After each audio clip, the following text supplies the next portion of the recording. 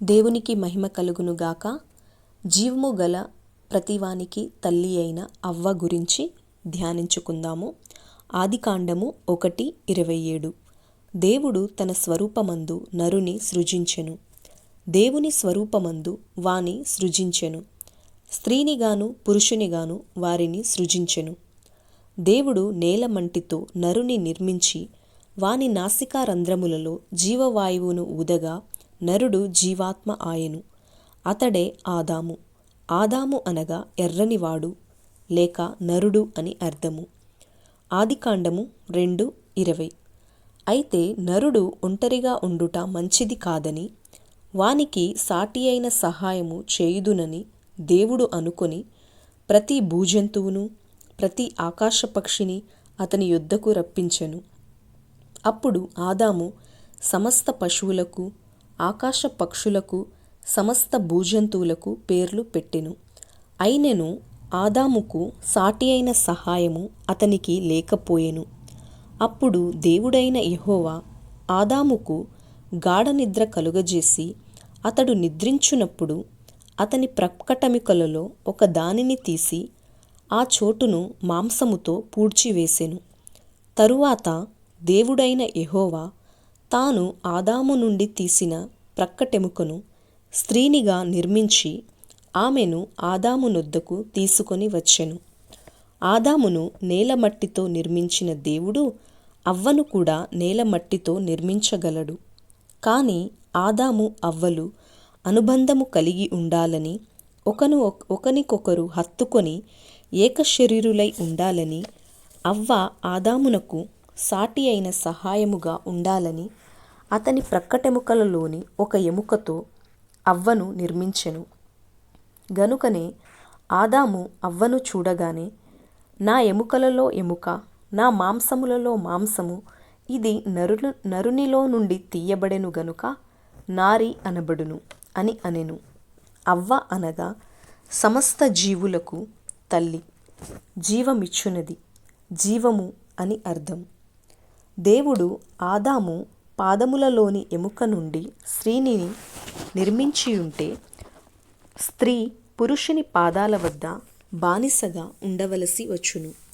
ఒకవేళ ఆదాము తల ఎముకలలో నుండి అవ్వ సృష్టించబడి ఉంటే స్త్రీ పురుషునిపై పెత్తనము చేయుటకు అధికారము ఇవ్వబడి ఉండును. అయితే దేవుడు స్త్రీని పురుషునికి బానిసగానో పురుషునిపై పెత్తనదారిగానో ఉండుటకు కాక పురుషుని హత్తుకొని అతని ఆదరణలో అతనికి సహాయముగా ఉండుటకు సృష్టించబడెను.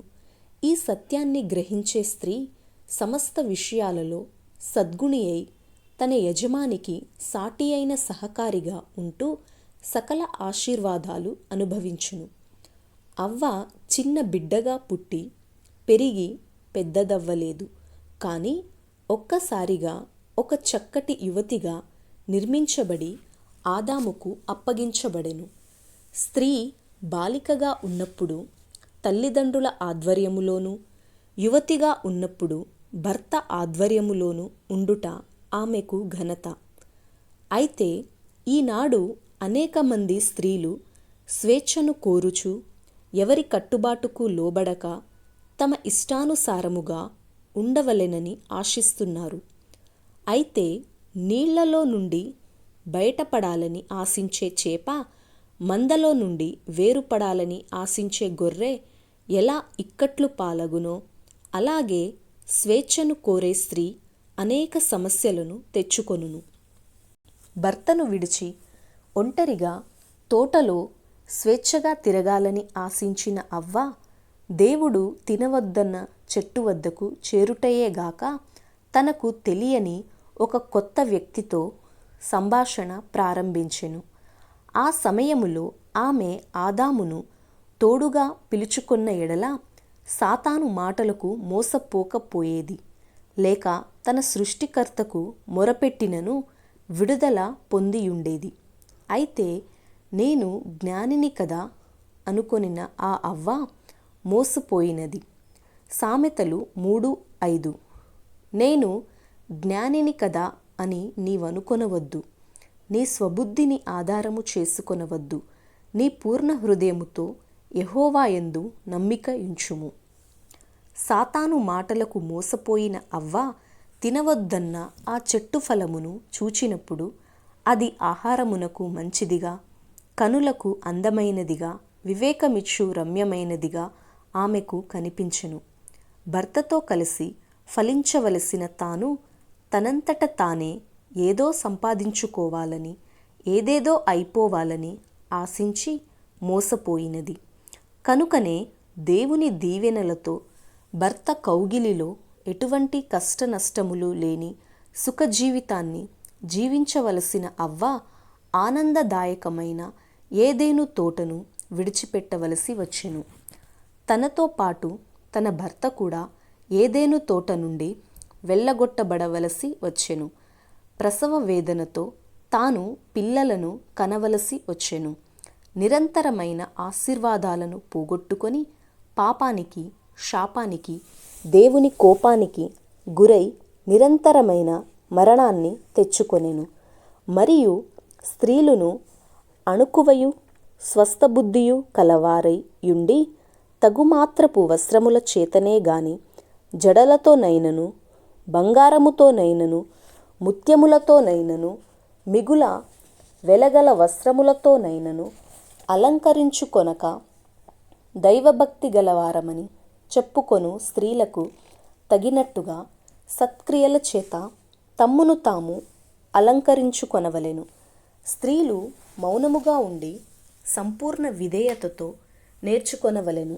స్త్రీ మౌనముగా ఉండవలసినదే గాని ఉపదేశించుటకైనను, పురుషుని మీద అధికారము చేయుటకైనను ఆమెకు సెలవీయను. మొదట ఆదామును, తరువాత అవ్వయును నిర్మింపబడిరి కారా?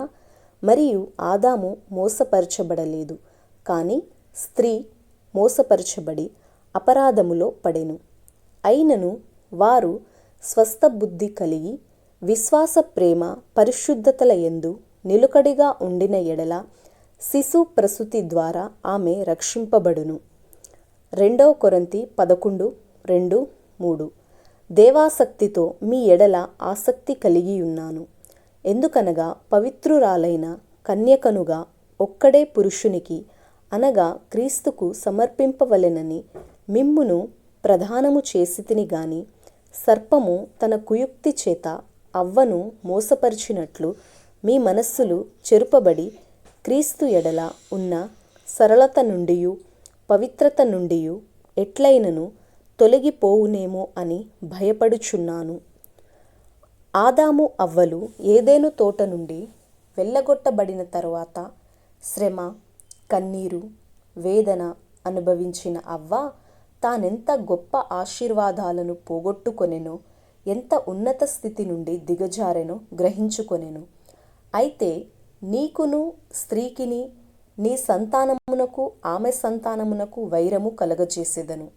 అది నిన్ను తల మీద కొట్టును, నీవు దానిని మడిమ మీద కొట్టుదువు అని తనను మోసగించిన సాతానుతో దేవుడు చెప్పిన మాటను జ్ఞాపకము చేసుకుని తన సంతానము ఆ సాతాను తల చితక కొట్టునని, తనకు విడుదల దొరుకునని ఆశపడెను. ఆమె గర్భవతి అయి కయీనును కనినప్పుడు యెహోవా దయవలన నేనొక మనుష్యుని సంపాదించుకొంటిని అనెను. అతడే సాతానుని జయించునని ఆశించెను. కానీ అతడును సాతాను స్వభావము పొంది తన తమ్ముడైన హేబేలును చంపినప్పుడు మొదటి మరణాన్ని చూచిన అవ్వ ఎంతో ప్రలాపించెను. అయితే చివరికి ఆ స్త్రీ